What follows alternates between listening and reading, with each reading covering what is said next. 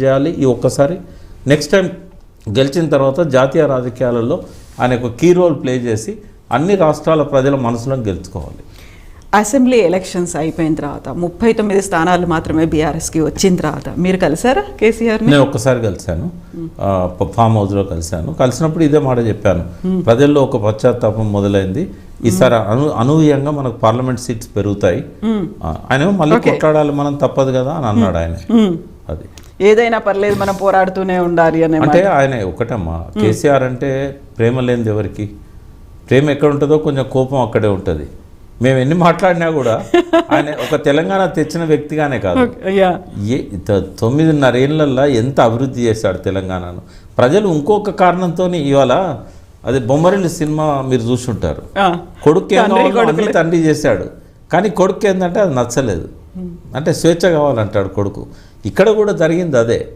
ఇప్పుడు ఎవరికి వాళ్ళకి ఏంటంటే మాకు ఆత్మగౌరవం లేదని కొందరు ఫీల్ అయ్యారు, కొందరు ఆయన అహంకారి అని ఫీల్ అయ్యారు, రకరకాలుగా ఫీల్ అయ్యారు. ఇక్కడ కొడుకు అన్న మాట అందరి పబ్లిక్ గురించి చెప్తున్నారు, అంతే కదా. ప్రజలకు ఏం కావాలనో అన్నీ ఆయనే ఆలోచించి చేశాడు. ఎక్కడ ఉద్యమాలు వచ్చినాయి, ఎక్కడ కుండలు పట్టుకొని వస్తే మిషన్ భగీరథ ఇచ్చాడా ఆయన, లేకుంటే కళ్యాణ లక్ష్మి కావాలని అడిగితే ఇచ్చాడా? ఏ పథకమైనా కూడా ఆయన మనసులో నుంచి వచ్చింది, ప్రజల అవసరాల్లో నుంచి వచ్చింది, అది ప్రజల ఉద్యమాల్లో నుంచి వచ్చిన పథకం కాదు.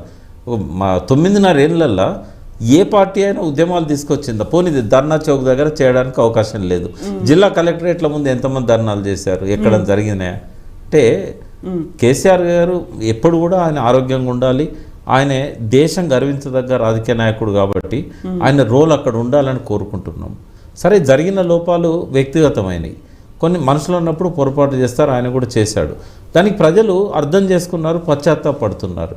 ఇంకా ఎటువంటి అపవాదం ఆయన మీద వేయాల్సిన అవసరం లేదు.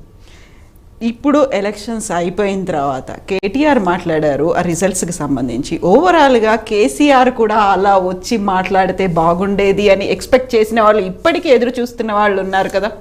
ఆయన కూడా ప్రెస్ మీట్ పెట్టాలి. వాస్తవంగా ఏంటంటే మొత్తం బాధ్యత ఆయన తీసుకున్నాడు కేసీఆర్ గారు. ఫలితాల మీద ఆయన ప్రెస్ మీట్ పెట్టాల్సి ఉండే, బట్ ఆ పని ఆయన చేయలేదు. ఆయన సమీక్ష జరపాల్సి ఉండే, కానీ మొదటి నుంచి ఆయనకు సమీక్షలు అంటే ఇష్టం ఉండదు, అది జరగలేదు. కొన్ని భవిష్యత్ ప్రణాళికను ప్రకటించాల్సి ఉండే, అది కూడా చేయలేదు. ఆ టైంలోనే బహుశా యాక్సిడెంట్ అయి ఉంటుంది. ఆయన కొంచెం కోలుకున్న తర్వాతనైనా ఇమ్మీడియట్గా ఒక ప్రెస్ మీట్ పెట్టి ప్రజలకు ధైర్యం చెప్పాలి. ప్రజలు మిస్అండర్స్టాండ్ చేసుకున్న విషయాన్ని కూడా ఆయన స్పష్టం చేయాలి. ఆయన దగ్గర జరిగిన లోపాలను కూడా ప్రజలకు చెప్పాలి. ఈ రకంగా నా దగ్గర ఒక పొరపాటు జరిగింది, నేను దాన్ని అంటే తక్కువగా అంచనా వేశాను, ఇంకోసారి అట్లాంటివి జరగవని కూడా ఆయన ఇప్పటికీ తెలంగాణ ప్రజల్లో కేసీఆర్ గారి పట్ల ఉన్న ఆదరణ ఇంకో నాయకుడి మీద లేదు.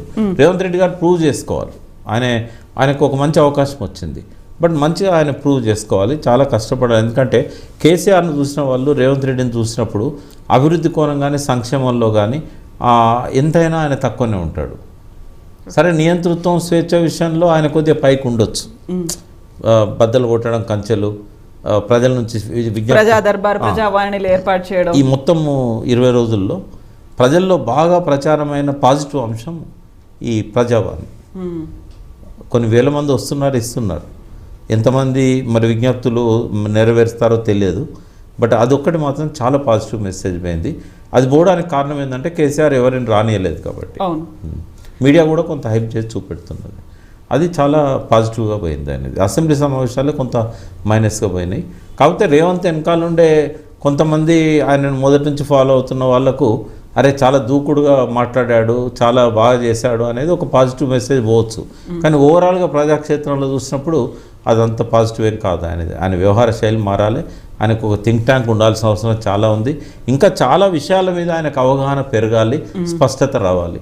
సో ఇప్పుడు కేసీఆర్ కూడా ఇంతకాలం మాట్లాడకపోవడానికి ఎంపీ స్థానాలు మేము ఇన్ని గెలుచుకుంటామనేటువంటి ఒక సమీక్ష, లేకపోతే కార్యాచరణ, ఇదే ఆన్సర్గా వస్తుంది అనేటువంటి ఒక ఆలోచనలో ఉన్నారా? అంటే కేసీఆర్ గారి మౌనమే ప్రతిపక్షాలకు ఒక ప్రమాదకరమైన సంకేతం. ఓకే, ఎంతకాలం మౌనంగా ఉంటే డేంజర్ బెల్ అలాగే ఉంటుంది. చాలాసార్లు ఆయన మౌనాన్నే ఒక వ్యూహంగా భావించారు, కానీ మౌనం కంటే ఇప్పుడు ఈ టైంలో ఆయన బయటకు వచ్చి మాట్లాడాలి. ప్రజలు కూడా తను చేసిన తప్పును గ్రహిస్తున్నారు అక్కడక్కడ, కాబట్టి ఆయన వచ్చి మాట్లాడితే దానికి పాజిటివ్ రిజల్ట్ ఉంటుందని నేను అనుకుంటున్నాను. ఎస్, ఇప్పుడు కాంగ్రెస్ కి సంబంధించి 6 గ్యారంటీ స్కీములు, 100 రోజులు, 6 నూరైనా అనే దాంట్లో ఏం జరుగుతుంది అనుకుంటున్నారు? 100 రోజుల టార్గెట్లు వీళ్ళు సాధించి చూపిస్తారా, లేకపోతే వాళ్ళ టార్గెట్ని వాళ్ళ డెడ్ లైన్ని ఇంకా పెంచుకుంటారా? అప్పటికి కోడ్ ఆఫ్ కండక్ట్ వస్తుంది, ఎలక్షన్స్కి వస్తుంది కాబట్టి. అంటే మనమే సంఖ్యలు వేసుకోవడం అనేది సరైనది కాదు. ఆ 100 రోజులు అనే డెడ్ లైన్ పెట్టాల్సింది లేకుండే, ఎందుకంటే 100 రోజుల్లో అన్ని అమలు చేయడం సాధ్యం కాదు. సరే, అమలు చేసినట్టుగా కొంత సంకేతాలు ఇవ్వచ్చు. ఎలక్ట్రిసిటీ బిల్స్ 200 యూనిట్స్ లోపల కట్టొద్దని చెప్పొచ్చు. బట్ లాంగ్ రన్లో అది డెట్రిమెంట్, బాగా నష్టం చేకూర్చేది. అది ఇక్కడ 3,000 కోట్లు అయితే నెలకు 3,000 కోట్లు అవుతుంది. ఆర్టీసీదేమో 1 ఇయర్కు 3,000 కోట్లు. ఇక్కడ నెలకు 3,000 కోట్లు ఆర్టీసీ ఎలక్ట్రిసిటీకి ఇవ్వాల్సి వస్తుంది ఒకవేళ 200 యూనిట్స్ ఫ్రీ ఇచ్చినట్టయితే. అయితే బిగిన్ అవుతాయి కానీ 100 రోజుల్లో మళ్ళీ ఏ స్టేజ్లో వాటి మీద ఎన్ని ఆంక్షలు వస్తాయి అనేది మనం చెప్పలేము.